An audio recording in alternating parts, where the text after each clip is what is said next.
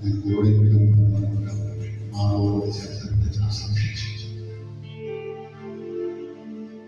കർത്താവിന്റെ കരങ്ങളിലേക്ക് ദിവ്യകാരണത്തോട് നമ്മുടെ ജീവിതത്തിൽ ചേർത്ത് വെച്ചിട്ട് നമ്മളെ ചേർത്ത് പിടിക്കുന്ന കർത്താവിന്റെ സ്നേഹവും ഹൃദയത്തിലേക്ക് ഏറ്റുമാറുന്നു.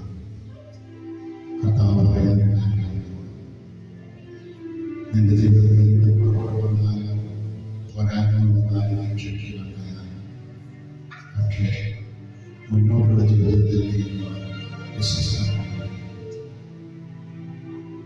നമ്മെ നമ്മളോട് ചേർത്ത് പിടിച്ച് ആശ്രയിച്ച് കൂടുതലാണെന്ന് പറഞ്ഞ് ആശ്വസിപ്പിച്ച് നമ്മെ സംസാരിക്കുന്ന കർത്താവിന്റെ സ്നേഹം നമ്മുടെ ഹൃദയത്തിലേക്ക്